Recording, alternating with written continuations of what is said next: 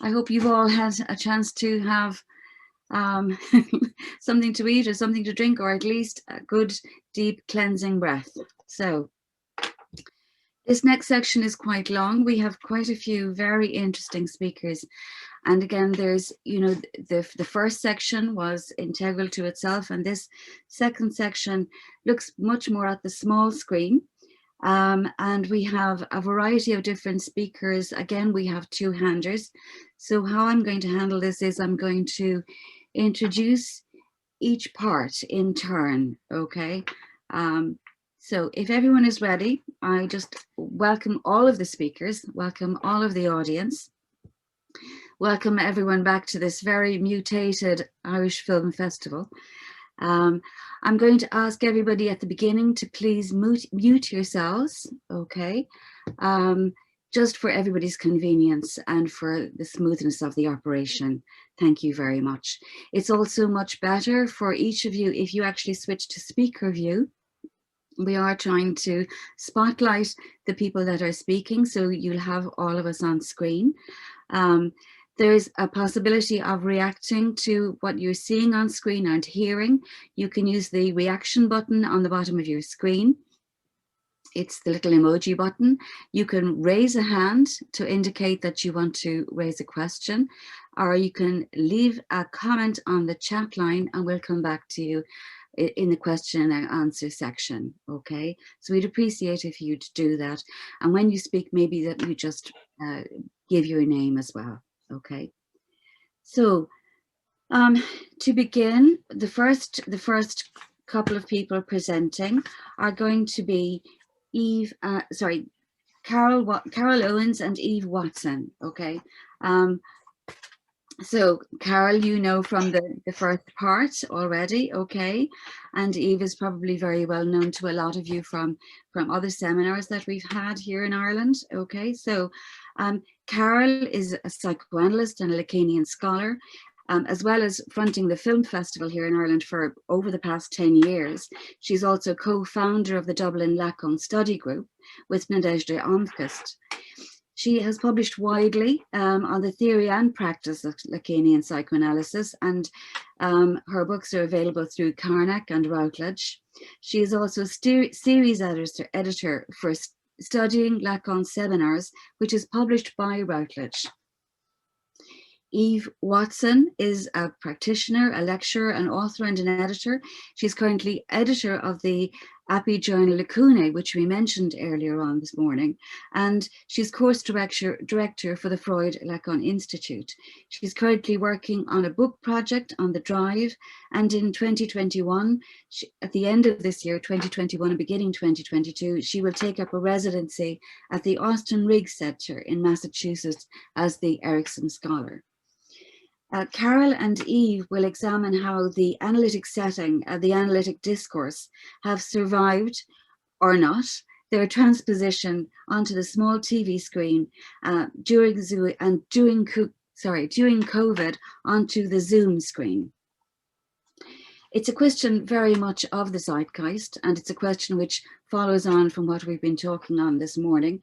But it is one that will persist beyond COVID, and one that we must consider very carefully in what may be the new normal post-COVID. So Carol and Eve, if you'd like to begin, whenever you're ready. Okay. Thanks, Mary. Okay. I want to say actually that in fact that we conceived of this presentation as a conversation, because in fact it merges from some conversations that we had about this. So just in a kind of an attempt to preserve the conversational tone, we've gone for a conversational style discourse rather than a very heavy theoretical style discourse.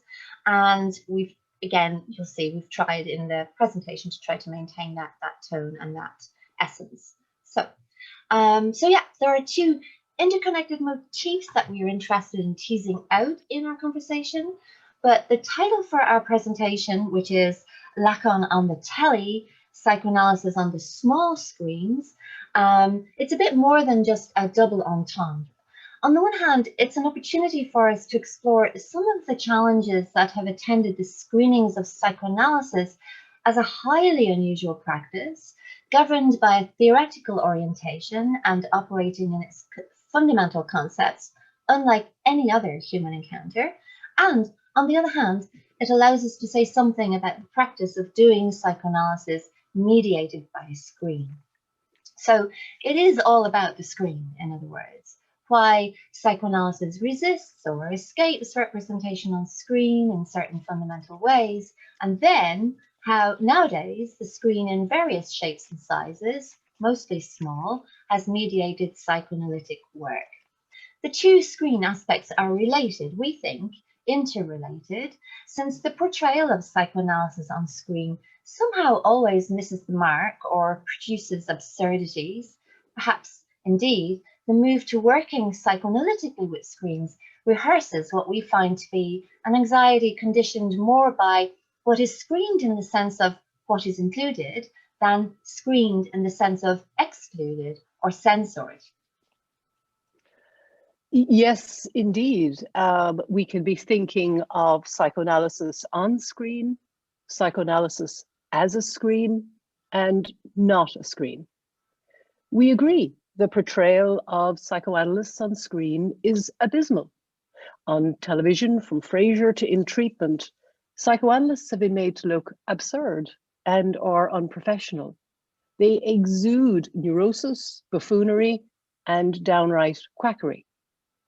So the scene has not exactly been well set for the actual movement of psychoanalysts to working on the small screen of computers, phones, and laptops during the ongoing pandemic.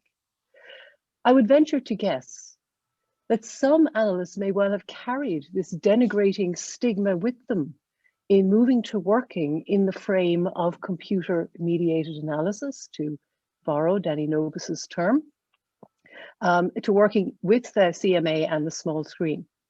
It's not easy to lay aside decades of negative stereotyping, to which is added the trouble that psychoanalysis offends well-guarded sensibilities, moral and rational, as you know, contributing to its cultural denigration, or worse, being completely ignored. Lacan arguably did not help the case of psychoanalysis on screen by calling his viewers idiots during his television presentation. When we began to talk about these ideas, in fact, we followed a trail of this buffoonery and the idea of what is representable and what is not representable of psychoanalysis, first on the big screen and then on the smaller one, that is, the television.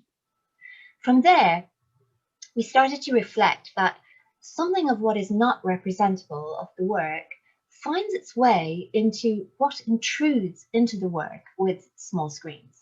We conjectured that CMA and the shift to working on small screens foregrounds Lacan's assertion that psychoanalysis is nothing more than an artifice. If psychoanalysis is an artifice, a trick, a cunning deception, then it is not merely a trick of the eye, although the notion of gaze, specifically the Lacanian gaze, is what seems to be the cause of psychoanalysis failing to be convincingly represented, first on the big screen and later on the small ones. Cinema, and we can add TV, draws in the spectator through images. In fact, we could say that they bind the spectator with images, while the relation of psychoanalysis to images is that it relates them to an ever-changing, slippery family of signifiers and constantly lets them and their obscured meaning slip away. So this begs the inevitable question for us. What characteristics must a psychoanalytic film or TV show have if psychoanalysis constantly resists representation? Now, this was first of all a question for Sigmund Freud, when Karl Abraham approached him with the exciting prospect of making a movie about psychoanalysis back in 1925. From the very beginning, despite Abraham's cautious interest in it, Freud had no enthusiasm for any involvement with it, saying that he didn't believe that satisfactory representations of what he called psychoanalytic abstractions is at all possible. Now, while it is true, and as Glover and Lowenstein both apparently suggested, Freud's reservations about making the film were perhaps the result of his lack of awareness about what film technique could actually achieve. But it is also interesting, however, to consider that Freud was spooked in another way. What if Freud's own secret of the soul was really a worry, perhaps unconscious, that the non-representability of psychoanalysis revealed that what the graphic space cannot show is what, after all, is always missing from representation. That is, not Cinema's failure to adequately signify the practice of psychoanalysis, but rather the potential absence of the psychoanalytic signified. That, in other words, what does not have the kind of meaning that could be captured on the screen might end up being judged to be meaningless of it. In other terms, considering the narcissistic dissatisfaction in one's own image for what always appears to be missing, narcissism always seeking the self beyond the self-image, so too we can be reminded that Lacan's notion that the veil of representation conceals nothing other than beyond the visual field, there is nothing at all.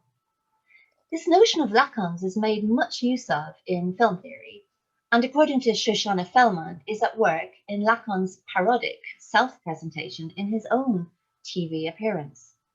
He shouts and prances like a showman on a stage, and pronounces at the very start that there is no difference between the television and the audience of his seminar, there being what he calls but a single gaze. For Lacan on the telly, there is not so much the question of what cannot of psychoanalysis be represented in the visual field, but rather that of what cannot be fully said. He says, saying the whole truth is materially impossible. Words miss it. But for Lacan, this impossibility isn't a deal breaker, nor is it due to some incapacity of his own that words fail him. Rather, it is that through this very impossibility, the truth holds on to the real.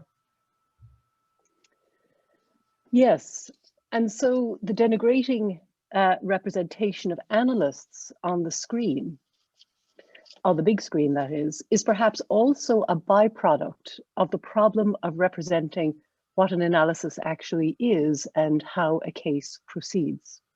It can only be half said. A case study is an impossibility of representation. Think of how the substantial and significant epiphanies in an analysis occur in the most banal of ways, in moments that in the telling can only be half said and perhaps only be parodied. As a Touquet encounter telling it or telling something of these epiphanies returns it to the automaton of the signifying system, and it is fated to be lost in the sense of being subsumed in its everydayness. In our discussions, you and I, Carol, thought of the Freud Museum videos, which we think present the problem rather brilliantly, already built in. I'm sure you're familiar with these videos that the Freud Museum made. The video, what is psychoanalysis? Is psychoanalysis weird? Makes no effort to de-weird psychoanalysis. In fact, the video asserts its weirdness with speakers saying psychoanalysis is weird because it addresses nature and, quote, I'm putting together quotes from the different speakers, stuff that goes on outside of the daylight, it's a nighttime activity, it's dreams, it's sexuality, and so on.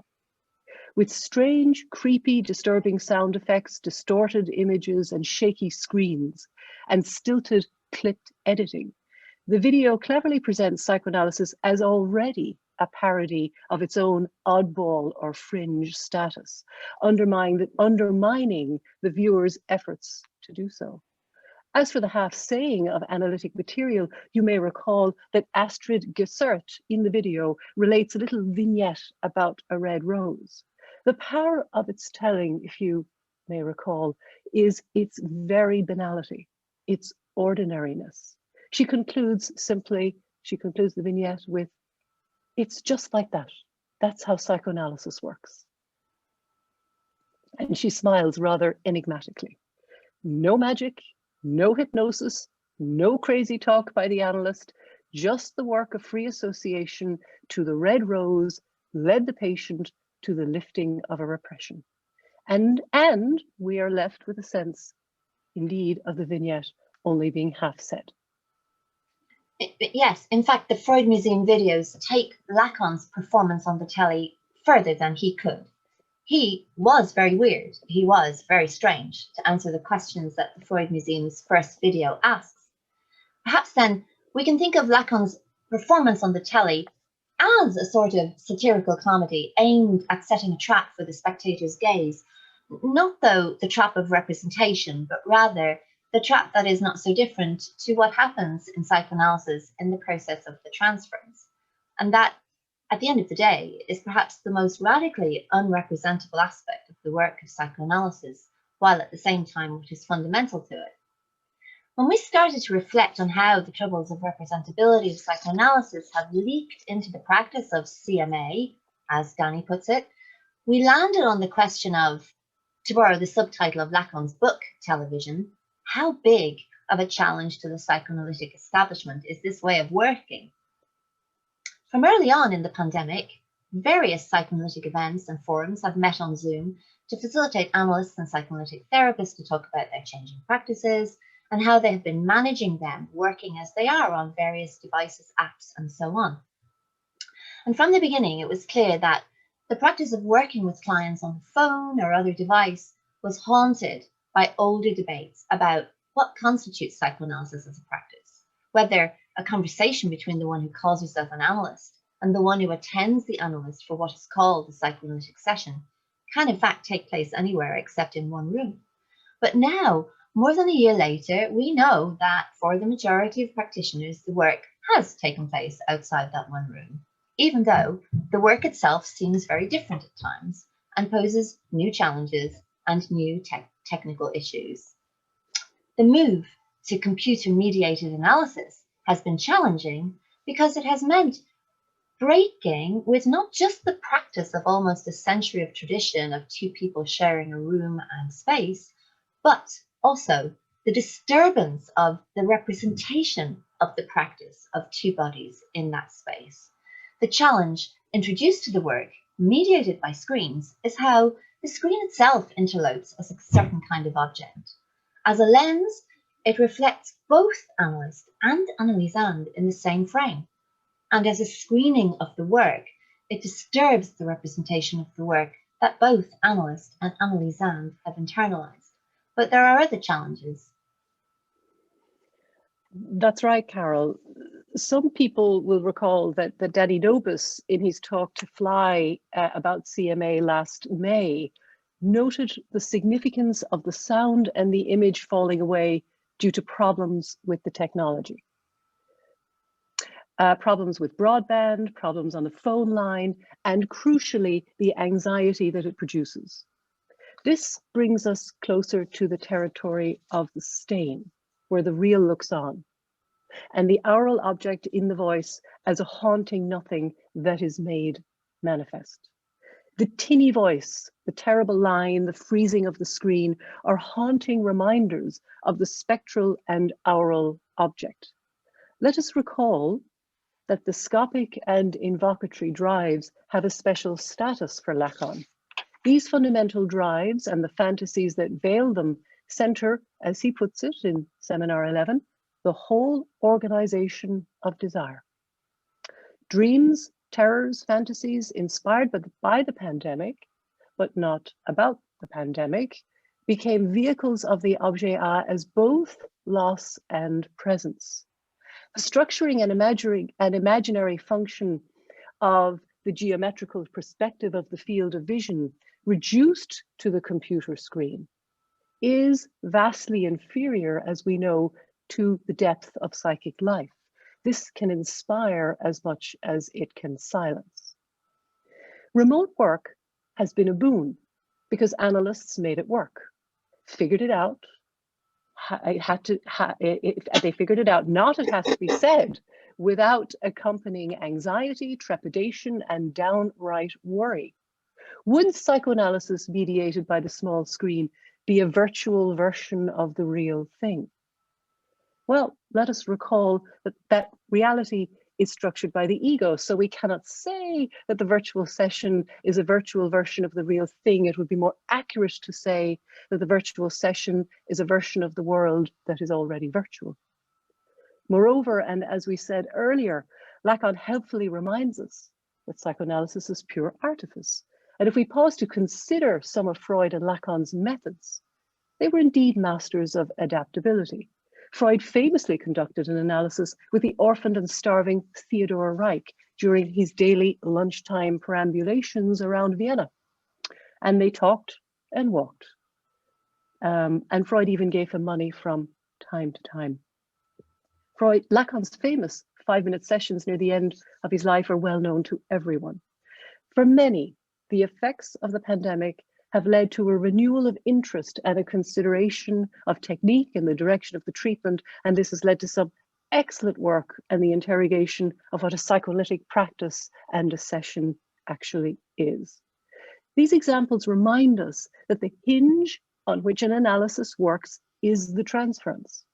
And a small screen does not eliminate the transference, even if it causes the analyst to have to work that bit harder to privilege its symbolic coordinates over and against the imaginary ones. To go back to the question, how big of a challenge to the psychoanalytic establishment is this way of working? Well, we don't work with the image or indeed the field of vision in an analysis.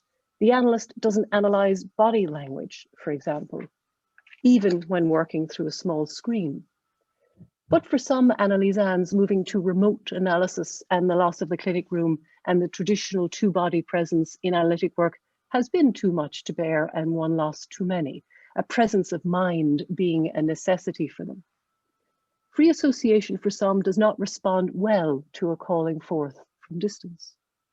For others, working from distance is not a problem, and this may well have to do with the status of the scopic and invocatory drives for them. I would like to suggest that the tiredness that many analytic practitioners speak of in working remotely may have to do with having to work harder to demote the field of vision and maintain a strict focus on the signifying articulations of the analysand, supported by the operation of the fundamental rule. Absolutely. And speaking of fundamental rules, I'm not interested in bringing up old arguments about phone analysis, but we do need to reflect that for some analysts, discussions about the operations of the drives, as well as thoughts about the presence or absence of the analyst in the room in remote work practices, are a bit old hat. Bruce Fink's essay on phone analysis was published as far back as 2007, and in many ways can almost be read as a guide for pandemic practitioners, covering as he does the standard objections that might arise, but also some very practical as well as theoretical aspects to working on the phone. A passage from his essay seems so apropos that I can't resist sharing it. He says, virtually every analyst is led at some point or another to talk at some length with an analysand by phone, whether due to an emergency hospitalization, panic attack, deep depression, or some other unexpected, unusual situation. Fink's discussions are limited to the phone, of course, and naturally he quotes Freud from his recommendations to physicians practicing psychoanalysis on what is required of an analyst. Freud said he must adjust himself to the patient as a telephone receiver to a transmitting microphone. What Fink omits from the beginning of the quote is just as telling. Freud says he must turn his own unconscious like a receptive organ towards the transmitting unconscious of the patient. In other words, it's all about the listening, a point that Lacan emphasizes many years later in his direction of the treatment paper. He says, it may be objected that the analyst nevertheless gives his presence, but I believe that his presence is implied simply by his listening, and that this listening is simply the condition of speech. In other words, it's all about the speech. Still though, probably Freud could not have imagined that the telephone metaphor would become a method, no more in fact than Lacan could have imagined the inclusion in the analyst's and analysand's visual field of their own image on a screen. This latter for me is the worst aspect of working psychoanalytically on screens. What is this? the presence of the little superego or ego ideal in the top right-hand corner having a laugh at us? We would need a huge narcissism to enjoy looking at ourselves on the screen as we do our analytic listening work. And needless to say, the problem with that level of narcissistic investment by the analyst could only take away from the practice of listening. I think this way of working has had the effect not only of refining and honing the analyst's listening, but it also encourages people to talk about how they are seen by others, because it is an immediate concern. For example, questions such as, can you see me? How is the screen? How do I sound? While initially posed as supposedly technological issues, surely echo with ego ideal, ideal ego, and sometimes the superego. And we might make a direct connection here to Patricia's very astute observation about the status of the object and the persecutory object in working with the screen. It was a very important observation of hers in relation to the superego. Absolutely. So by way of conclusion, we're just going to say that for us, in our ramblings, psychoanalysis in its non-representability has always been troubling and troublesome, as it creates transference effects which condition an anxiety about what psychoanalysis is, how it works, and so on. Doing psychoanalysis differently, even when, as Fink puts it, the situation demands it, disturbs how we see the work and are seen at work. It brings new challenges, new transference effects. Our work involves a bearing testimony to those challenges and the working through of them for each one of us. If we have to work harder than ever before, it is because, as psychoanalysts, we have an essential transference for that work. Right now, in a time where to work with someone on the couch means their disappearance from our screen as they lay down on their own bed or sofa, and for now, in a time where our presence in the work is signalled by a postage stamp headshot in the top right-hand corner of our screen. Thank you. Thank you very much, Carol and Eve. That was really interesting, and I think you've covered almost everything that could be covered in that. Definitely, I loved the way you brought it back to, indeed, the question of the analyst's own narcissism being implicated on this screen, which is, you know, for many of us when we began, it was the most troubling thing, was that, you know, the wonderful hide self-view on Zoom, that button was a lifesaver for many of us when we began this work. And it is a significant difference to working, as many of us have done in the past, on the phone. So thank you. I'm going to remind everybody that we'll have questions at the end, and you can signal a question by putting a comment on the chat thread, or else by raising your hand in the reaction with the reaction button down below. So moving on swiftly, and the next paper, the next presentation today is presented by Sarah Meehan, who has been one of the most invaluable members of our group here at the film festival. Sarah is, let me just get my paperwork here together. Okay, so many different screens. Sarah is a scholar and writer within the field of Lacanian psychoanalysis, body disability, drama, and sexuality studies. Some of you may have come across some of Sarah's articles previously in the Lacunae, for instance. Her PhD was an interdisciplinary study of the trauma of the body in the drama of Artaud, Beckett, and Genet within a Lacanian psychoanalytic perspective. She has published previously on themes such as disability, sexuality, the phallus, and most recently on the intersections of phenomenology and psychoanalysis. Sarah is a member of EROS at DCU and was one of the organizers of the March 2021 DCU Disabilities, Sexualities and the Arts online conference. So Sarah is going to speak to us today on the dangers of passivity, of spectatorship during COVID, how the COVID subject will be implicated by fantasy and the signifier in his enjoyment or other of the screen. Thank you, Sarah. Thanks, Mary. Thanks, Mary. I hope I can live up to that abstract. But yeah, my paper is a meditation on the, I suppose, the current topic of passivity. I've been trying to, I have questions regarding the relationship between the superego, the gaze, and the screen. And so these are questions that I've elaborated in this paper, but they, you know, I haven't reached conclusions around them. So it's been really stimulating to hear everybody else talk about these topics in their own way. So with that, in the last year, the phrase "stay at home and stay safe" has ricocheted across our TV screens, media outlets, radio stations, social media networks, and the like. What could be safer during a global pandemic than staying at home and watching TV?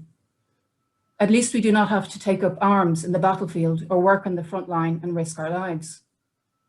Well, in psychoanalytic terms, or even in common sense psychology, for some people, nothing could be further from the truth.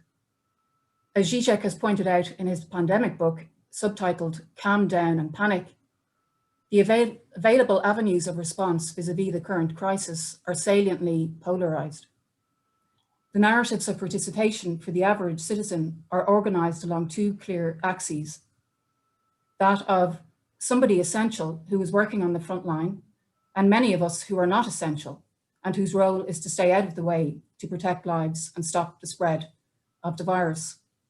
Somewhat ironically, given his prolific writing, Zizek includes himself in the latter category of those who are forcibly or voluntarily confined to home with nothing to do, as he puts it.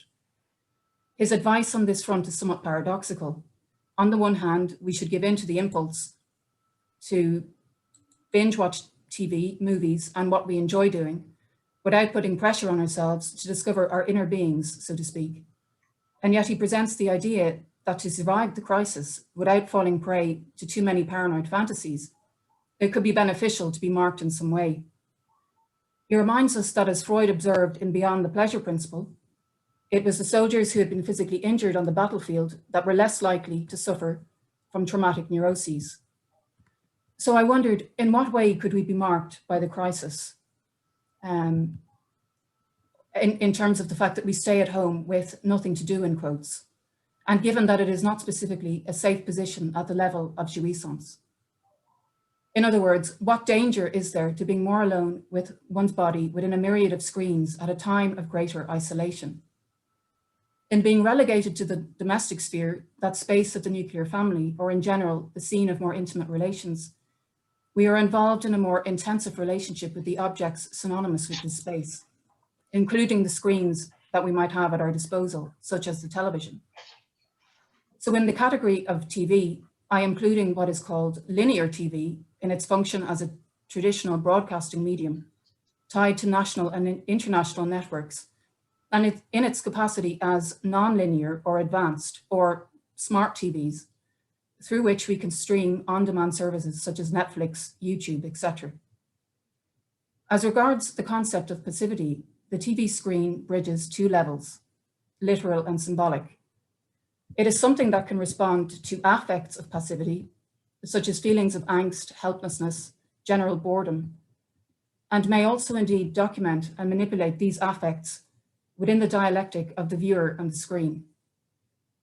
The television is also a signifier and metonym of the domestic space, that private space within which the subject experiences a certain bodily excess differently than in the public sphere. During the pandemic, surveys have measured what activities people have been doing in lockdown, given they're spending more time at home. Apart from an increase in watching TV, and I had a diagram, but it was interesting. It showed 3 generations and it stopped at 65. So whatever that's about, but it showed the different distributions of consumption of media. So according to age group, the youngest age group would be less involved with watching broadcast TV, and the older age group, as you might imagine, would listen to the radio and might watch YouTube less. So to repeat, apart from an increase in watching TV, deemed to be a passive activity, there has also been an increase in the purchases of sex toys, a resurgence in cooking and eating, demonstrated by the phrase that many are familiar with, that of the COVID stone. There is also, on the more sinister front, been an increase in cases of domestic violence, addiction, eating disorders, and feelings of guilt and anxiety. Home is where the heart is, but also the return of the repressed.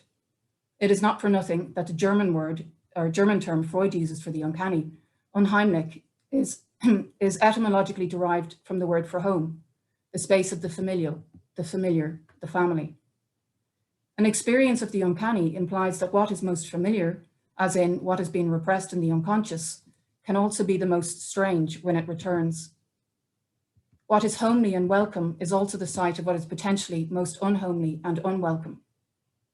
Given the increased proximity to the real of one's own body at a time of restriction, home, I would say, is also the heart of the drives, of which passivity in Freudian terms is a function of their vicissitudes. In Instincts and Their Vicissitudes, Freud argued that the drives are subject to vicissitudes that are, in part, ways with which we defend ourselves against them.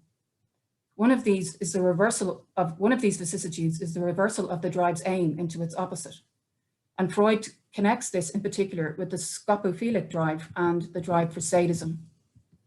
With the scopophilic drive, the alternate complement of which is exhibitionism, a reversal of the aim of this drive's aim into its opposite changes the active aim of looking into the more passive aim of being looked at. And I was wondering, is this where there might be a connection with Lacan's theory of the gaze? As I see it, there is more of an inherent passivity in the concept of the gaze and the objet a than the idea of the look. So apart from its resonances with the Freudian drive, I am also thinking of passivity here as that signifier which denotes a state of not being able to act or not desiring to act, either through inhibition or contingency of circumstance, such as in material or metaphorical forms of imprisonment, either physical or psychological. As a signifier, passivity has a resonance with the verb to pacify, to bring peace or induce calm. Given the passivity inherent to the consumption of screen activity, I wonder how the technological screen pacifies the drives or the excess, the jouissance inherent to any living body. Certain situations expose this excess more dramatically, particularly those that induce a sense of helplessness or isolation, where passivity is associated with anxiety, and when bodily or psychic actions have been inhibited or prohibited. For example, for those in prison or solitary confinement, an enforced form of passivity and who lack forms of stimulation and human contact may turn to harm the body in acts of self-mutilation and release. Interestingly, the introduction of television into the cells of prisoners has been found to have reduced levels of self-harm and suicide. So there is something about the technological screen and the moving image that both pacifies anxiety and yet lures us into an imagined fullness while extending our body's dimensions beyond its physical frame.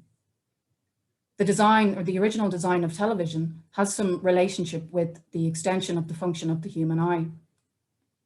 For Lacan, as he outlines it in Seminar 11, 1964, the human eye does not see what it wishes to see. He places the eye as organ in the position of the object A, he also places the gaze in this position as well. The eye, he says, functions at the level of lack. He says, I quote, "Generally speaking, the relation between the gaze and what one wishes to see," sorry, my screen is acting up, "and what one wishes to see involves a lure. The subject is presented as other than he is, and what one shows him is not what he wishes to see. It is in this way that the eye may function as object A, that is to say, at the level of the lack." Interestingly, by Seminar 13, the object of psychoanalysis, 1965 to 1966, Lacan placed the television in the place of the object A, or as one of those objects. So thus, we could see the television screen situated as one of the causes, I would say, of desire. And this is perhaps a precursor to the concept of the Lathus. So the screen screens the gaze. There is a distortion between the I and how we imagine ourselves to be in the place of the other. And so I'm also thinking about the relationship between the gaze in the imaginary and the gaze as real. The Lacanian film theorist Todd McGowan, who theorizes on the role of the Lacanian gaze in film, argues that the cinematic screen provides an abundance of fantasy. In the cinema, we do not need to use our imaginations in the same way as in, say, the art form of theatre. The filmic image, narrative, and the screen fills in the gaps where the imagination does not have to work so hard.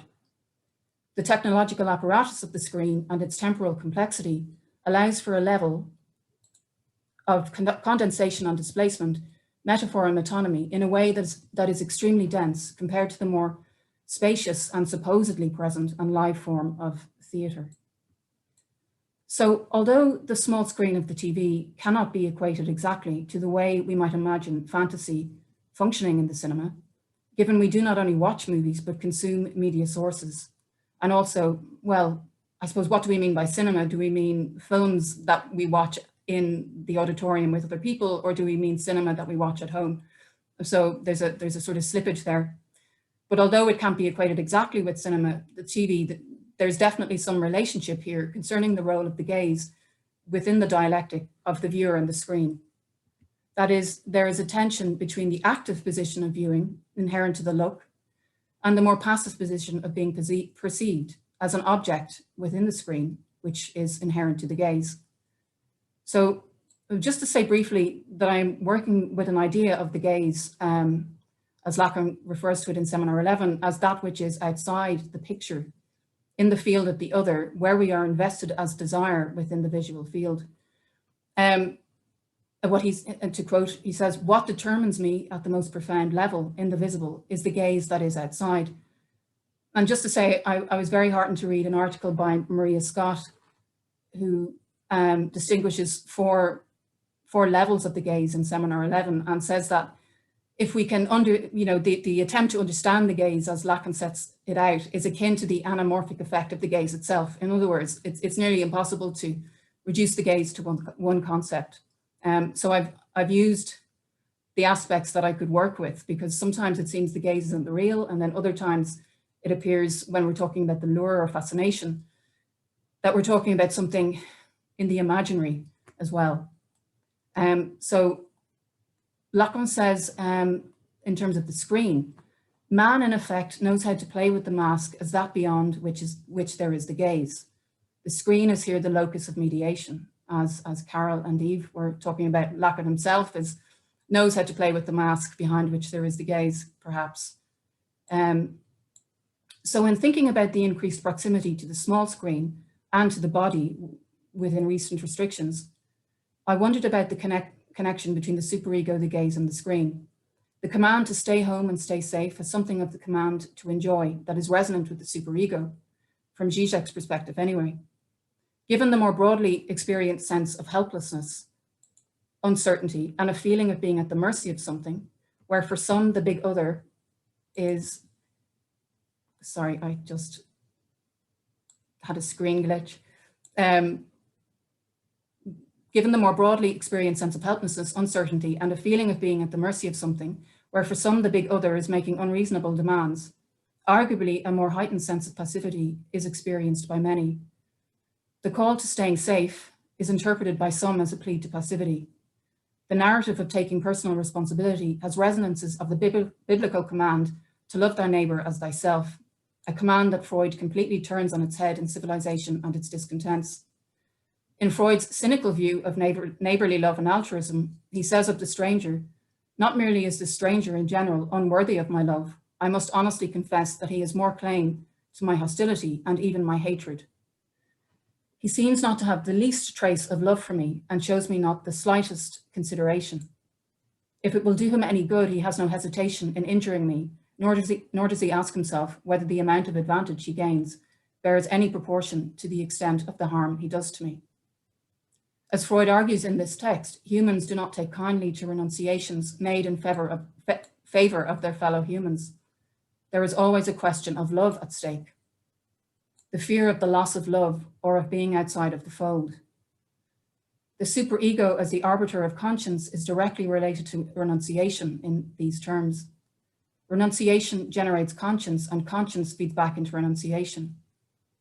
So I'm aware of the arguments that civilization and its discontents doesn't really reflect some of the issues of today's times, but I find it very persuasive in trying to think through the relationship of the superego to renunciation and to the question of the common good, and to the command to in a sense, stay home, stay safe has that, for me, has somewhat of that resonance. So how may all this relate to the small screen of the television? The TV has been the means by which many of the signifiers used by the public health narratives have been conveyed to citizens. As Carol has said, a little logo on the corner of the screen that tells us we should stay home is persistently almost looking at us on the main channels. And in the recent anti-lockdown protests, RTE, the Irish National Broadcasting Network, has been the target of some of the protesters' grievances, including gatherings outside the RTE studios. Some of the accusations concern the view that RTE has been misrepresenting the facts of the pandemic and is in cahoots with the government narrative of the necessity of lockdown. While it is true that mainstream media often mostly oppose the master discourses, such as in particular science, some of the accusations are obviously bizarre conspiratorial constructions fueled by a paranoia that defends against the anxiety of a certain passivity in the face of the crisis. The fact that the big other is lacking in potency and knowledge. And so I'm sure many people might have heard the news that some of the protesters had this idea that some of the presenters in RTE were, I think, killing babies and using the embryonic cells to make themselves look younger, and the babies were buried under the grounds of St. James's, something like that, you know. I mean, it's so ridiculous that it's hilarious, but I just thought it was interesting that this screen in a way is coming into effect here. The fact that the big other, or the question of meaning, has been brought center stage, either consciously or unconsciously. At the moment, fate has proved itself to be a harsh taskmaster, and theories of causation and conspiracy abound to fill the gap wrought by the anxiety and increased awareness of mortality, uncertainty, and need. According to Freud, the vicissitudes and misfortunes of fate, and the experience of being somewhat forsaken, fuels the superego with remonstrances to bolster up the narcissistic or a narcissistic interpretation of events.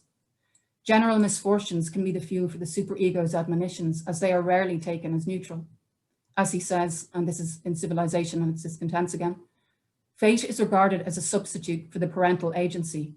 If a man is unfortunate, it means that he has no longer been loved by this highest power, and threatened by such a loss of love, he once more bows to the parental representative in his superego, a representative whom, in his days of good fortune, he was ready to neglect. So the demand for the average citizen to sacrifice certain certain satisfactions for the greater good, while possibly a source of enjoyment for some, is the cause of anger for others. The underlying narrative of some conspiratorial discourses may go something like, we have lost our enjoyment, jouissance has been displaced, stolen, and somebody must pay. The other is not lacking, not helpless. In these terms, the other is not lacking, not helpless or passive, but actively and knowingly curtailing people's freedoms for its own ends. In some respects, protesters' attack on RTE connects the small screen of the domestic space with an imaginary big other who has a master plan at our expense.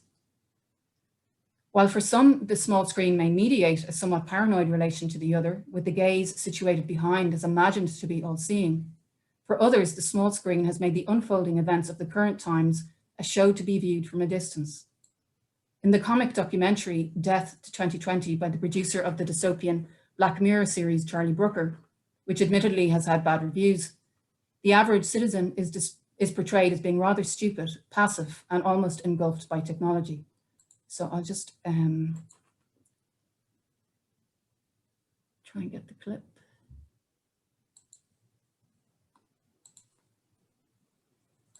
Thank God. By now I'm thinking, Right. This story last year. I said I was fussed about any of that. Was that this year? Parasite. That's not even an English word. Parasite is an English word. Only when you say it in English. Important it was to keep your hands clean. And the next, he were boasting about how he didn't care what he did with them. He put me off using hands whatsoever. So I started doing absolutely everything with my elbows instead. Shortly after that, my boyfriend left. Can statues breathe underwater? No, they don't breathe at all. Okay, so he probably swam to safety. I live on my own, and after a while, I got so lonely, I developed a multiple personality disorder almost. I also had to try and keep 2 meters away from myself at all times. So I started doing video calls to keep sociable. I did so many, I sometimes glitch in real life now. Like I just freeze now and then, like... Can you hear me, your end? I'd watched literally all of Netflix during the first lockdown. Then I got into this show called America. They had this sort of election fight happening between a bloke who looked like a ticket inspector on a ghost train and an inflatable orange maniac who didn't seem to be dealing with the plague. And took his mask off, so we'd know it was actually him and not a beautiful woman in disguise. The production values were through the roof. It looked like the final shot in the season finale of America, so I was quite surprised when the country kept going after that. Then he proved both his thumbs still worked. Thank God. By now I'm thinking, this storyline's far-fetched, but I'm well into this. I'm binging the shit out of it. That was when the whole programme suddenly turned into a really complicated game show format. And to win the election, the players have to flip the states over one by one to see if they're a different colour on the other side. And they're all worth different amounts. So confusing. They kept explaining the rules over and over. It's the most boring game show ever. No wonder they only broadcast it once every 4 years. It's exciting to think we could have our lives back soon. You know, we could go to the pub, maybe meet someone, move in together, drift apart. Is the vaccine compulsory? So will this be on Quibi? Despite its bad reviews, I have to say I quite enjoyed that. Oops, sorry.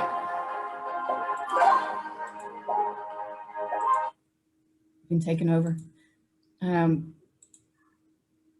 So to conclude on some questions that I asked myself as writing this, is there any real passivity for the human being, or indeed real capital R passivity? At the level of fantasy, that which mediates between the unconscious and the external world, could we say that the subject always takes up a position, with or without being in isolation, that is lived precariously and mediated through fantasy, at the moment supported by the screen of technology? Is this why the film Contagion is one of, as I think it was Robert who said, it's one of the most downloaded films throughout the pandemic? If we cannot take heroic action in real life and are condemned to staying safe within a context that heightens feelings of vulnerability, then at least we can imagine heroic deeds by living precariously through the screen, a feeble defense against the anxiety of passivity. Thank you. Thank you very much, Sarah. That was really, really interesting. That was just really appreciated that. You raised some interesting points at the end about fantasy, and you know, as a traditionalist, I'm really glad to hear people talking about fantasy today, as well as the screen. For me, what has been remarkable has been the dreaming.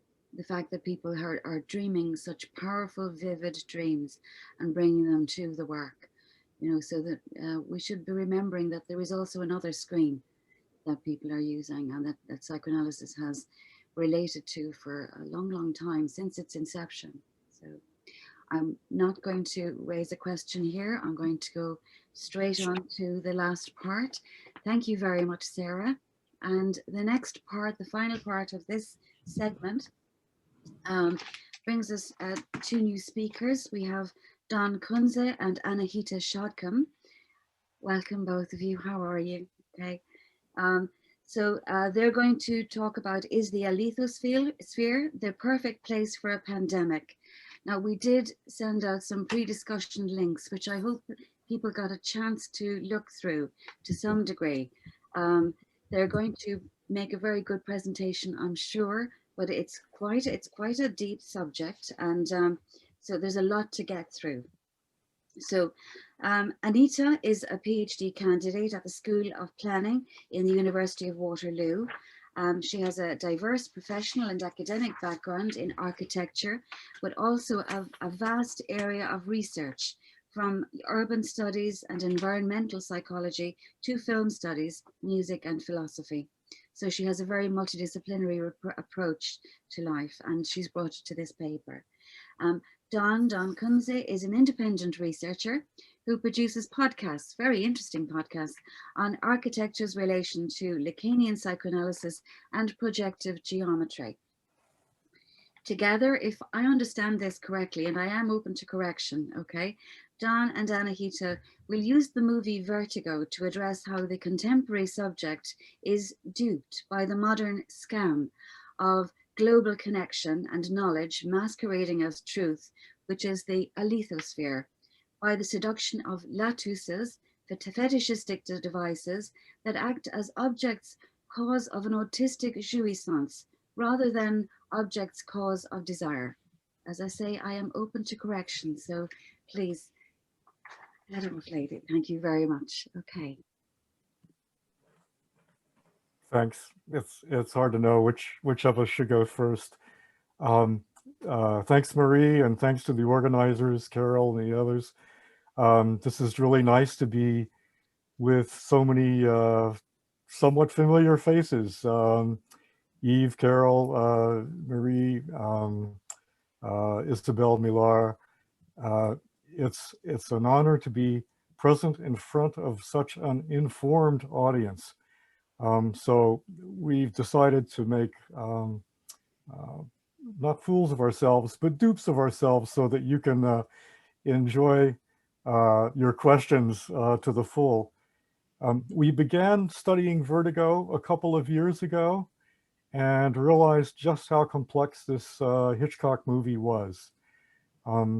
As I was already invested in some Lacanian reading, I began to see that the relationship between the female character who plays a woman who is going to be assassinated by her husband, so they will attract the attention of a detective who will appear at an inquest, that this was the structure of a scam. And so when we ran into the idea of the Latus, which essentially is a kind of gadget, we realized that also it has the structure of a scam.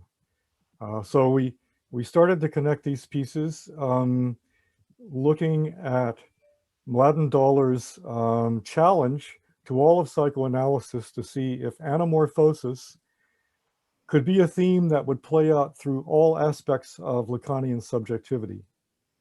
And we hope to be extending his project somewhat. We ended up in some unexpected corners of that challenge. One was to find a new term that I don't think I've heard anywhere else. It's called idempotency, but basically means you stay in one place or you stay in one state. And we were interested to go back to Freud's 1895 essay about the circuit of the psyche maintaining a low energy level circulation. But also it relates to the dream.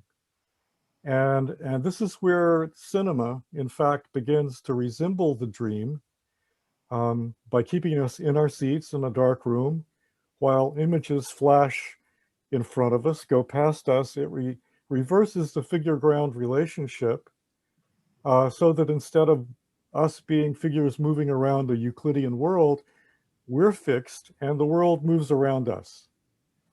And in sleep, this is absolutely necessary because the body must be paralyzed for a period of time for sleep to be effective. So we looked at the ways in which the scam, in fact, was a means of paralyzing a victim who is called technically a mark. Anahita, what are you, what have you been up to these days? Yeah. So first of all, I may use terms that may not make sense because I'm like super unfamiliar with the term psychoanalysts use, so pardon me. Yeah, we looked at vertigo, keeping in mind that we are looking at the dream of someone who might be dead, although we don't see this in the movie, that we are not sure that the main character of the movie is actually dead. But if we imagine that he's dead, we can, like, another way of looking at this movie is that we are looking at his dream or death dream, or the last few seconds of his life that he tries to go back and find a reason why this happened. Like, what was the mistake? Can I go back? Or like, what's going on? So if you look at it this way, you can actually find different levels or different layers of meaning in this movie, which is related to being paralyzed in a scam and also being paralyzed in a dream. And then we argue that as there are different characters in the movie, there are different dreams that overlap with each other and complete this cycle of dreaming and dying, and then again dreaming and dying. So yeah, I don't know how many of you have watched Vertigo, but we can definitely explain it through diagrams if you want to. Do you want to show the video first, Don, and then we go back to Vertigo for more details? Yes, that's a good idea. Thanks, Anahita. I'm going to share a screen now. It's a presentation that's actually quite short. We had a new idea that we would just say some introductory remarks, show a video that you already have access to on YouTube, and then come back and invite comments or questions in advance of the normal session, where you usually wait until the end of the talk. We are going to invite you to interrupt us at any and every point. We'll make some summary remarks after the video, but basically we're interested in a little pushback here to see how far we can go with these conjectures. We're really, I think, overextending ourselves by trying to push simultaneously into the realm of topology or topography of Lacan's, but also going back into dream theory so we can really explain to ourselves how this idempotency function works. We did discover something rather accidentally. This was a little toy device called the thaumatrope. You may know of the thaumatrope already. It's just a disc with two images, one on either side, and you spin it and the images combine. Well, apparently these have been around for eons. They found thaumatropes in Stone Age caves. So our Magdalenian ancestors, and I love the fact that the heroine in Vertigo is named Madeline, and we have a Magdalenian cave. It's getting close there. That these were used as magical devices to engage an animal and hypnotize it, to pray about intersecting it and killing it. Just all kinds of things we don't know about, but some archaeologists have claimed that it's the first case of cinema. So I'll start the screen share. Hopefully this will go well.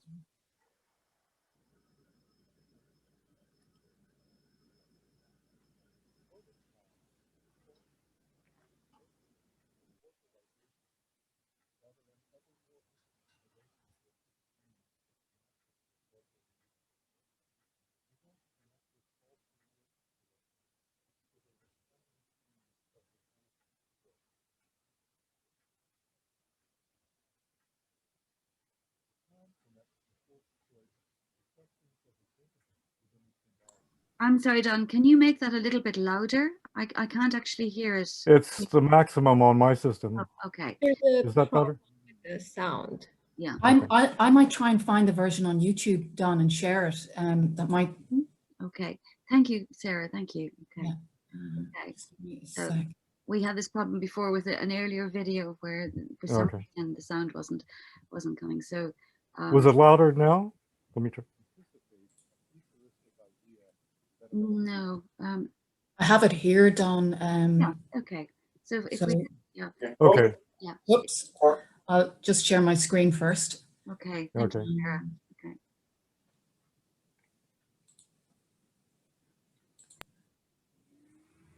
Quarantines have forced most of us into localizations I'll start. that are in most of us in That's fine. in That's fine. COVID times. Quarantines have forced most of us into localizations that are an ever more intimate relationship to screens that connect us to global media. We want to connect this all too real situation to the Lacanian theme of the forced choice. Lacan connects the forced choice to questions of identity within the symbolic, a substitute for what we have lost in the transition from animals with good smell to animals whose being loses out to thinking. The surprise of Seminar 9 is that it anticipates a futuristic idea that appears in Seminar 17 on the discourses, two terms that remain mysterious to most Lacanian commentators. In fact, a recent collection of commentaries overlooked these terms entirely. Why? Isn't this binary Lacan's most forward-looking idea, which also connects to something that is, as Lacan notes in Seminar 7, when he connects anamorphosis to the case of Daphne and Apollo, something very ancient?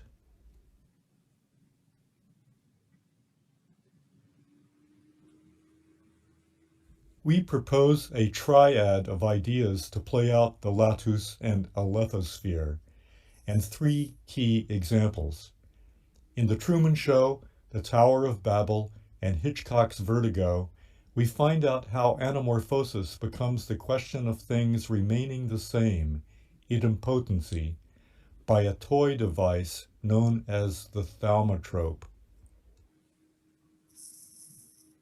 Vertigo gives us the key because it shows how, in The Truman Show and The Tower of Babel, there is a con or scam going on. The con connects a cheat with a victim, or a con with a mark, by means of a flip device called a shill. This third go-between uses anamorphosis as a kind of soul transfer, first between the haunted wife Madeline and a dead grandmother Carlotta, but then between Madeline and the actress hired to con the detective Scotty.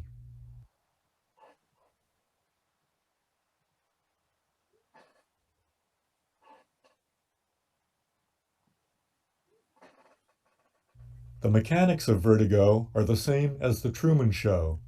The mark is held in place by fascinating him with a double image, but in fact the trap that the mark beholds is a trap for him. He is the bird trapped by watching a bird being trapped.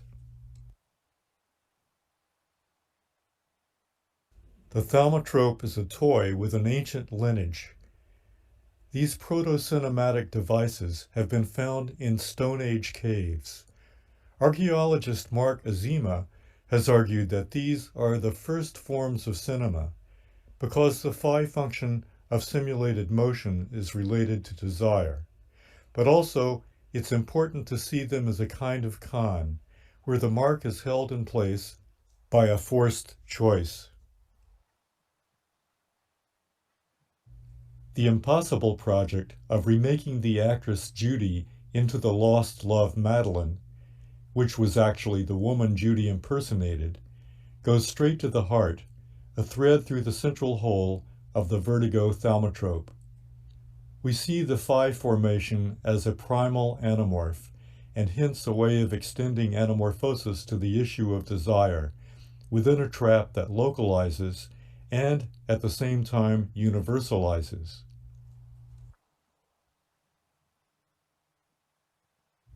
Lacan first presents a torus to relate desire to demand, but the situation may be slightly more complicated. So to connect to the idea of the forced choice as a vel between two impossible options, we suggest a variation that relates to the anamorphic overlap of two images, and suggest that localization localizes precisely because the Alethosphere is not a simple sphere, but a spindle torus that circulates desire around a constructed void, the void of desire. We've cut short our remarks to invite the audience to say something about all of these coincidences of opposites.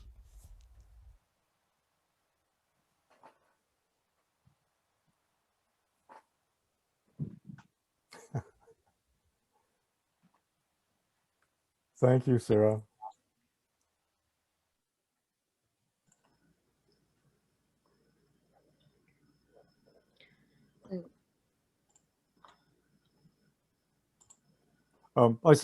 I suppose if there's any remark to make after that, apart from our invitation, is that this project of anamorphosis is usually located within Seminar 11 when Lacan is aiming us in the direction of Holbein's double portrait called The Ambassadors, painted in 1533. This is a good example, but in many ways it's a little misleading. First of all, Lacan didn't really have access to some of the information about this painting which has come out in the last 10 years. Namely that if you flip the painting over, you find an exact date of the completion given as April 11th, 1533, 4 p.m. And that was supposed to be the precise minute of the apocalypse. And then when you flip the painting back over to the recto side, you see that he's also done a kind of geometric calculation of the horizon, the crucifix, the place where the anamorphic image is to be seen. All of these connect with 27-degree angles, the involvement of the number 3 times 3 times 3, and 27. Yes, exactly. Have a kind of cipher background to them that you want to go crazy. You think you're missing the point. I think Lacan would have been amused by this because in Seminar 17, he looks at this again and he says, you know, when this stuff pops up, you have to ask the question, what had been going on up to this time? That is, this doesn't just come out of nowhere. Anamorphosis in painting has to have a precedent, some background, some developmental stage where it's not called anamorphosis. Like there's a famous joke in showbiz. Somebody who said, I knew Doris Day before she was a virgin. This is the same logic. Before Holbein painted this painting, something must have been going on. And we suggest that this antiquity is actually the uncanny, as Mladen Dolar especially paints it as something that takes place in mythic thinking, rituals, divination, all kinds of ethnographic practices. Anahita? I want to explain it more on the on what happens in vertigo. For example, when we talk about the figure ground relationship. So Scotty, the main character of Vertigo, is the mark. This, like, it's someone who is given the job to follow a wife that is believed to be possessed by the by her ancestor Carlotta. So the wife is Madeline. Scotty is like a private detective who wants to follow Madeline to make sure that she's safe because she's suicidal. And he thinks that he is protecting Madeline, but the Madeline we are looking at is not actually the real Madeline, is a character played by another character named Judy. So she has like a double characters. So when Scotty doesn't know anything about this trick, he follows Madeline. So he's always kept in a kind of a shadow. So he's hidden and he's kind of paralyzed. He can't really be present in Madeline's life. So he's always coming from the back. So we say that he is invisible, watching something that is moving around him. So he's paralyzed and the ground is moving around him. And then there's some point in the movie that Madeline actually jumps in the river to kill herself. So this Scotty character has to come out of the shadow. He becomes visible so that he can save this character, save Madeline. And that's the point in the movie that we believe it's a twist in the movie where Scotty and Madeline kind of are positioned in front of each other. So it's like looking at a mirror. And it can also be translated as the moment he falls in love with Madeline. So this adds a new layer to his job, who was just merely a private detective, right? And I want to show you, let me see.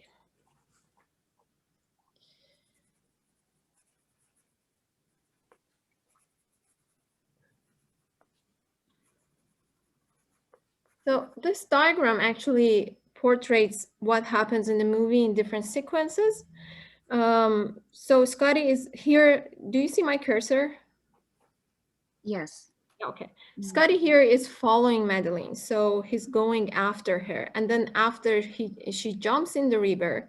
Sorry, Anahita, are we supposed to be looking at the movie, at a still from the movie here? Or no, it's a diagram.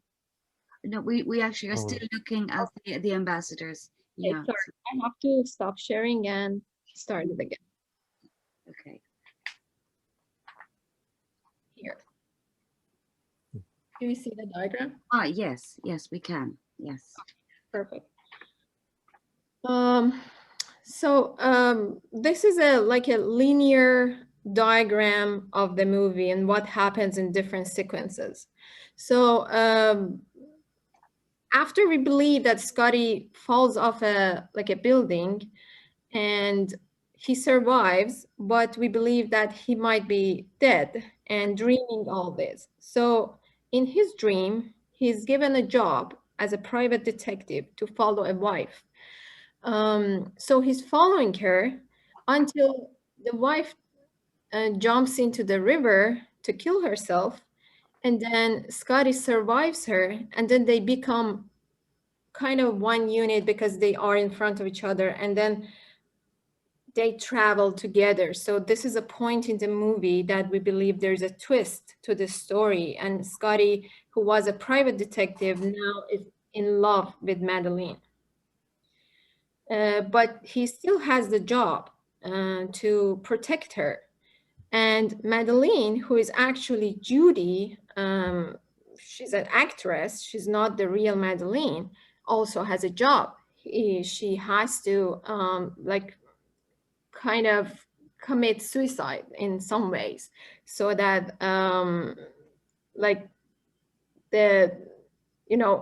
Elster, who is the character who is playing the scam, can achieve what he wants. So they become one and they travel together. They go to different places together. But at the end, this character, Madeline, has to die. And then he dies, and for some reason, Scotty cannot stop her. So he becomes a wanderer again, who is following his desire of having Madeleine in different places, but she doesn't exist anymore. So he's wandering around looking for a woman who may look like her. And he finally finds someone who is identical to Madeleine, his love. And at this point in the movie, we realize that there's something wrong. So there is another twist in the movie. This woman who Scotty meets her is actually the Judy, the actress who was playing Madeleine. And then they reunite again, but Scotty doesn't know anything about the scam. So he tries to turn Judy into a new Madeleine. So he dresses up Judy, he changed her hairstyle and everything so that she again becomes another, character Madeleine. And he tries to fall in love with this new woman who looks exactly like his original love. And then this story kind of repeats as if like we are going again, like we are circling back to another like cycle of dreaming and desiring. And here Judy makes a mistake. She wears Madeleine's old necklace. And this is when Scotty realizes that she is the one who played the role. And then because the story is given away, so Judy has to kind of commit suicide again. So it's like, again, repeating the same story, but with different characters. And so as Don explained thaumatrope, we are saying that all the characters in this movie are kind of thaumatropic. So they have two different sides. And like Judy plays Madeleine. So there is like a thaumatrope of Judy Madeleine. Then again, Madeleine is possessed by Carlotta. So there is a thaumatrope of Carlotta Madeleine. And then after this role playing is done, again, Judy has to become another Madeleine for Scotty. So the thaumatrope repeats. And then because she's playing the role of Madeleine, she's also kind of possessed by Carlotta. So there's another layer of thaumatropic character to her.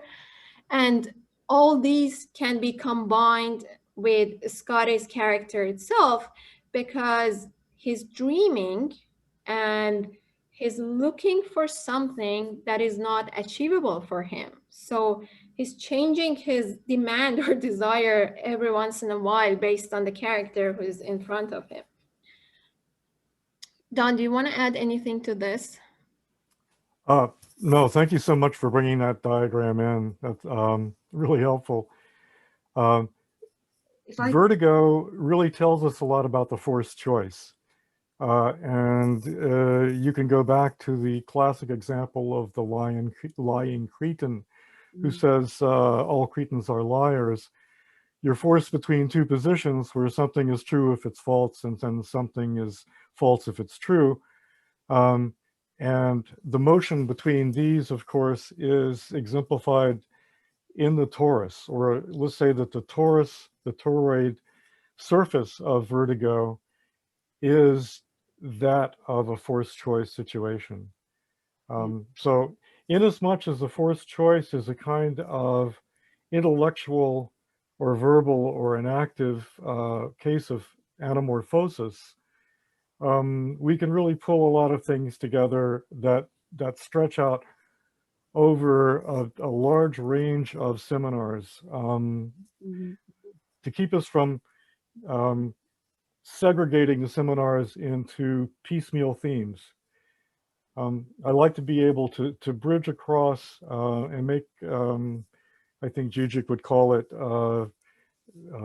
cross short circuits between ideas that force us to think of one idea in terms of another.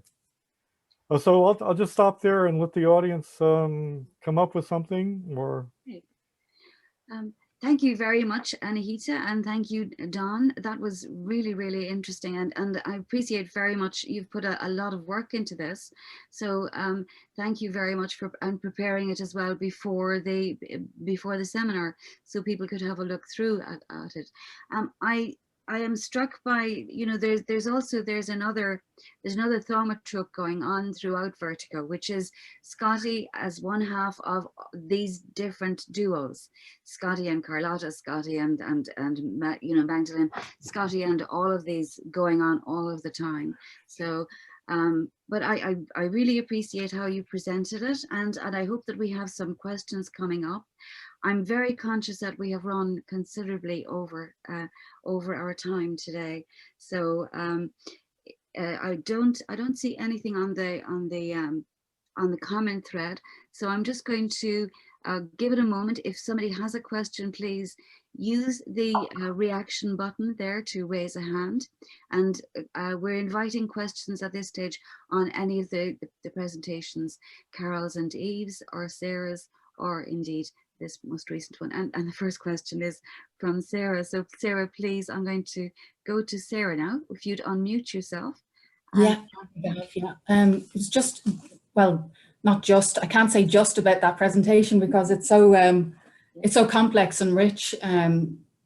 What strikes me, I'm going to say something really obvious, but that how do you say it, thaumatrope? It's so like trauma trope, you know, just to begin with. I just, every time I see the word, that's what I see. But, in terms of the anamorphosis in the film, I went back and I watched it. It's, you know, I'd watched it before, but it's a really, the ending is so fantastic, you know, and I suppose just one point that's not really about what you were talking about, but in terms of heterosexual narratives that are in films where, you know, everything kind of works out for the best when the couple get together. You know, this is a film that ends with, as soon as that point of where they how would you say, they've come back together again, that restitution, there's the suicide. It's just such a fantastic ending. But what I was thinking about through Anahita's diagram was the idea that there's the anamorphic effect. So there's always two of who Scotty is related. Well, there's probably more than two. But would you say that that relates to the gaze, Lacan's view of the gaze as always something that is outside of, you know, so that when we're relating to one person, it's like there's three, you know, there's always more than two involved. It's not a you know, perfectly articulated question, but no, it's lovely. There's a famous Irish song that the Clancy brothers and Tommy Makem used to sing called O'Reilly's Daughter, and it follows something that Sartre uses in his grand book, where you're spying on someone through a keyhole, and suddenly you hear a footstep on the stair, and you realize that someone is doing to you what you think you're doing to someone else.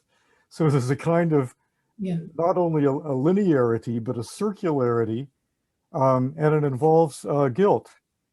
The plot doesn't work if Scotty doesn't feel shame at having failed at his task. Mm-hmm. And then he realizes that his shame, in fact, is key to him being the dupe. I absolutely think the trauma trope is something you have to go with. I'm going to tell everyone I got it from you. That it's the key of the idea. This whole guilt thing. Maybe it goes back to the fact that with a thaumatrope, in a sense, you're resembling yourself, but in a manner you weren't previously aware of. Mm-hmm. You know that Groucho Marx joke, Emmanuel Ravelli is in a restaurant somewhere, and Groucho comes up and he says, "You look exactly like Emmanuel Ravelli." And the guy says, "Well, I am Emmanuel Ravelli." Mm-hmm. And then Groucho says, "It's amazing you look so much like yourself." So it's you think you get away from looking like. Mm-hmm. In fact, the thaumatrope throws you back to your own paradoxical identity. That is, we always borrow from Dan Collins, poor guy. I use him shamelessly, but he talks about criticism by the cut, or interpretation by the cut. This thaumatropic idea of the self is precisely what enables us to understand vertigo. And I'm always amazed that audiences that are, you know, just run-of-the-mill, unsophisticated audiences, no psychoanalyst in the group, can tune in to the logic of this film and understand its gadgetry. And I see Isabel is back. I have to thank you, Isabel, for your masterful writing on Black Mirror and your dissertation. This has really helped us out so much thinking through these ideas. But if anyone wants to learn about the Latus and the Alethosphere, please consult Isabel's writing. Okay, so Isabel, do you want to intervene here and say anything? I mean, if you want to contribute, we'd welcome it. Thank you very much. No, I mean, sorry, I wasn't expecting anyone to bring me in to talk, so I don't have anything Okay. very constructive to say other than thank you for the bigging me up, and your talk was fascinating. I it's very unexpected and unusual use of the terms and the concepts, and I just want to hear more. So don't listen to me, listen to you guys.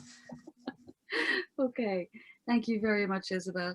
I think I'm very conscious of the time, so I'm going to wrap up and go to the last section, which is with Ian, and I can see that actually there are a lot of people quite interested in this next part, so getting ready for it. So can I just sum up that preparing for today and looking at the papers and looking at what the presentations were, you know, I could see that there was, what we're all talking about really is the question of whether there is a psychoanalytic discourse which can survive these latuses, or which can survive the screen and moving to the screen, or which Mary, sorry. Yes. I think Olga had a question there. She had her hand up. Olga, do you want to go? No, unmute yourself, Olga. Thanks, Carol. Okay, can you hear me? Yeah. Oh, great. Oh, great. I totally enjoyed that presentation, because Don, you and I, we're working, of course, on seminar 9, and I think the reason that people get vertigo is precisely because what you're talking about is the essence of how the unconscious works. You know, the uncounted circuit that you can never find. You think you did 2, and it turns out you've done 3. So I think, you know, the identification is an absolute pain in the ass to read. It's so dense, so terrible, but it's absolutely wonderful. So I really enjoyed that. Thank you very much. And I love the connection to it, you know, that Lacan is not piecemeal. I love the middle seminars because I think they prepare the ground for so many of the later ideas. And I love that connection from the torus to anamorphosis. It is so not obvious and so brilliant. Thank you both. It was great. Thank you. Thanks, Olga, and so good to see you here today. Sure, I'm only learning the technology, Mary. I was trying to send a chat, the feckin' thing won't go, you know? Well, fingers crossed, fingers crossed. I'll learn. Yeah, exactly. So, so if I can, I'll just wrap up with my just a brief note that, you know, I thought that what we were about today was whether or not there was a psychoanalytic discourse which would survive these gadgets, these lathouses, these alethospheres, what we are facing in terms of what would be the new normal, and this, I assume, what will be a hybrid clinic from now on. And I'm going away with actually, you know, a lot of encouragement from what everybody has said. This is obviously something which has been seriously interrogated, and like anything in this world, it cannot survive interrogation by analysts without becoming implicated in psychoanalysis. So I have great faith in what will go on, that it's not going to be some kind of a magic solution where the screen will become just another hard concrete object, a magic, a false object, as Jacqueline Miller called it, but actually perhaps an object which will sustain desire. So, and with that, I'm going to pass you then to the break. And in our break, we're going to, actually, it's interesting. We're going to show you this video, which was referred to by Carol and Eve. This wonderful video, which is called What is Psychoanalysis? It is indeed saying that psychoanalysis is weird, and but I think in a way that you can relate to, and I hope that we can all relate to. It's quite a short little video, but it's entertaining. And while that is on your screens, you can go and have a cup of coffee or a drink, or just shake yourselves off, or indeed a deep and cleansing breath, and then return to us, please, when we'll have Ian Parker and the assembled panel all together for a plenary, a final session, which will be chaired by Barbara. Barbara Fitzgerald. I can't see her on the screen. This is now here. Hi, Barbara. Okay. So I will be handing over to Barbara after the break, and the break will be for 15 minutes, and I will ask you all please to come back at 6:05, and in the meantime to mute yourselves, and if you wish to stop your videos. Okay, thank you very, very much. Thank you to all the presenters. Thank you to Dawn and Anahita for a wonderful presentation, which really held us fascinated. Thank you to Carol and to Eve for a wonderful conversation. Thank you to Sarah for, you know, bringing us back to the dream of all things, which I hadn't expected today. Thank you, a lot to take away, and I hope that everybody has made copious notes and not recordings. Okay, thank you. Okay. Really weird. No question about that. It's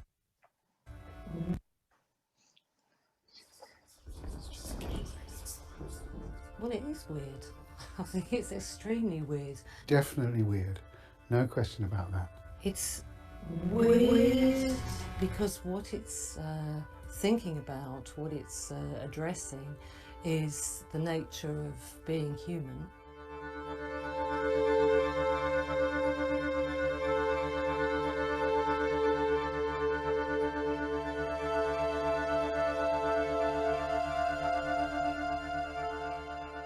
It's addressing the parts that we don't normally reach. It's weird because it deals with stuff that goes on out of the daylight. It's a nighttime activity. It's dreams. It's sexuality. It's mistakes we make. It's the world of sexual fantasy. It's the world of perhaps the dark thoughts, the spooky world. It's about the hidden things. The things, particularly, you keep hidden from yourself.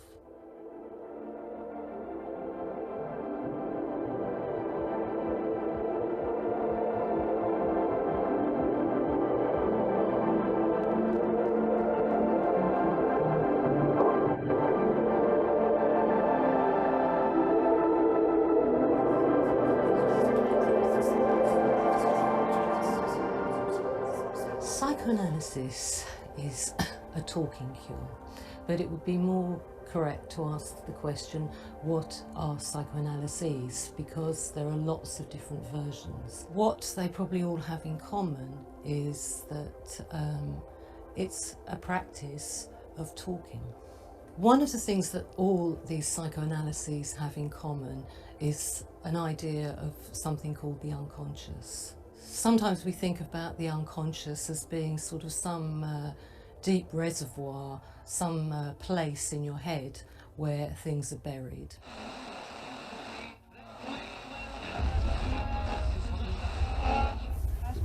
Hello. Freud once said that he had more archaeology books than psychology books. His view was that the mind was structured by layers, like in archaeological digs. And when he was excavating his patients' minds, he was just like an archaeologist digging down and discovering fragments from a long lost time.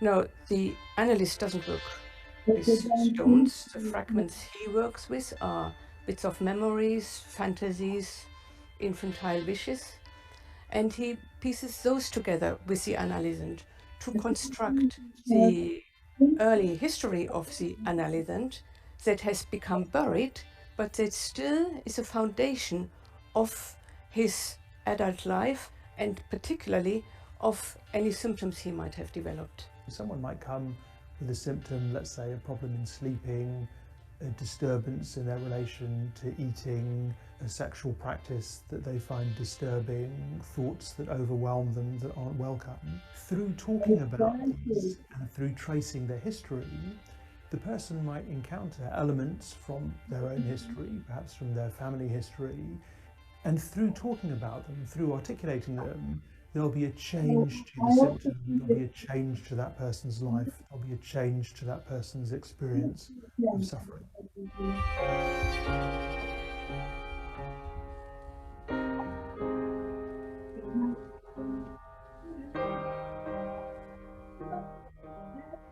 Patients ask me when they come in, well, is that all we are doing, just talking? How is this going to help me with my panic attack in the supermarket? Well, it helps because we assume that behind the panic attack are some unconscious motives, and language can function like a lift, where words can lift other words and other meanings from the level of the unconscious to consciousness. So, take an example. A woman had told me that the previous day she had been cutting roses in her garden. Red roses, she said. She emphasized red roses. So I became alert to this. I asked her what she thought about red roses. She said, I remember my father's funeral, where his second wife threw a red rose into his grave as a token of love. And that at that moment, she felt a pang of pain, a pang of jealousy. So the word rose, an innocent word, had drawn up from the unconscious the word funeral through a chain of associations, and with the word funeral a completely different story was connected than the original one about cutting roses. That's how psychoanalysis works.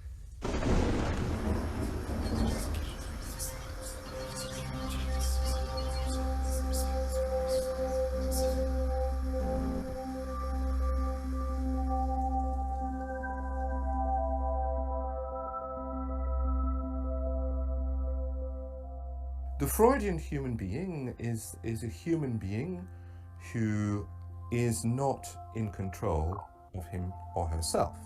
Freud famously said, the ego is not master in his own house.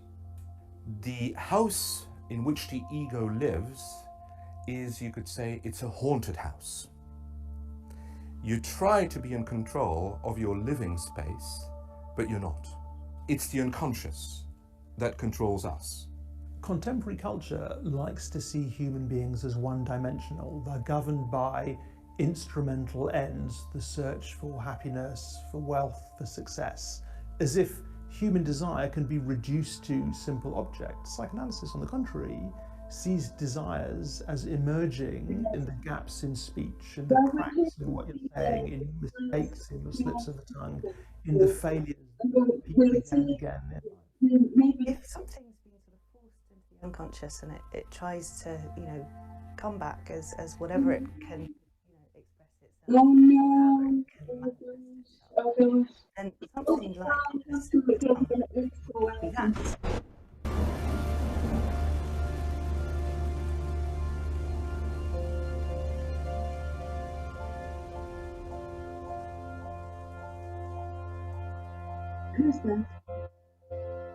If the unconscious bursts out in other ways that are more difficult, like you always, you feel violent towards any woman that you begin to get attached to or something, then maybe that's going to cause a lot more problems. Many psychiatric and cognitive approaches today to humans, okay, see you later on, as mistakes, as errors, as deviations, as maladjustments, with the aim of medical intervention or therapy being to correct them, to bring the person back to the norm, to get rid of their symptoms. The cognitive approach is that you identify, as it were, pathological elements in the mind, and then you have a program of correction of those pathological elements through additional mental work. Psychoanalysis has a very different approach. Symptoms aren't there to be got rid of, they're there to be listened to be heard, with the idea that a symptom isn't a mistake, a learning error, but rather a clue to that person's individual truth.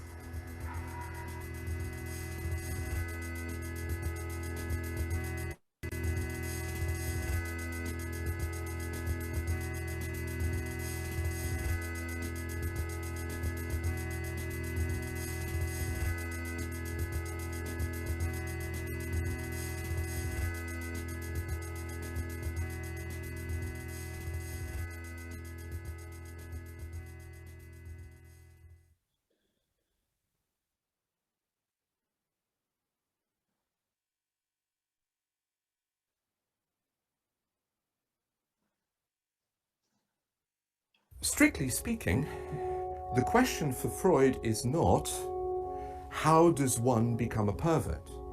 The question is, how does one become sexually normal? Because he was of the conviction that human sexuality is intrinsically, is fundamentally disturbed.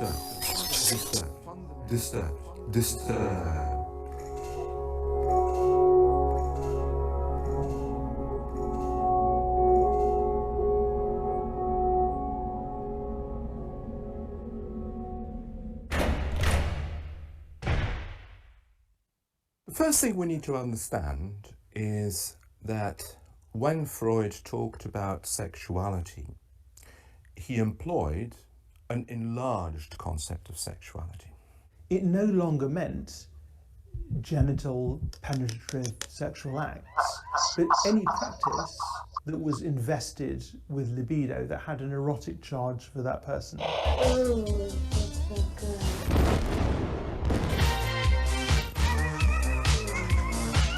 In a lot of kind of contemporary theories about sexuality, people still speak using evolutionary theory and say, well, but, you know, men like this and women like that because we're sort of designed to breed.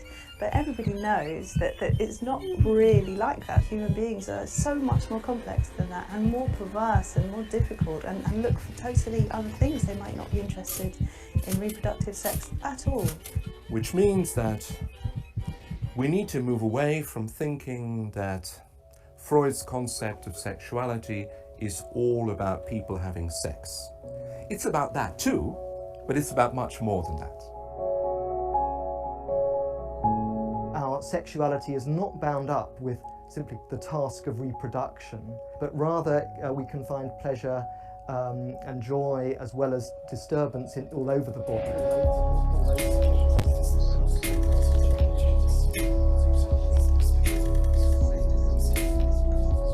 What he had discovered very early on was that young children experience intense sexual desires, not in the adult form, but in the form of that they get pleasure from the oral drive, he would say, you know, from oral activities, from anal activities.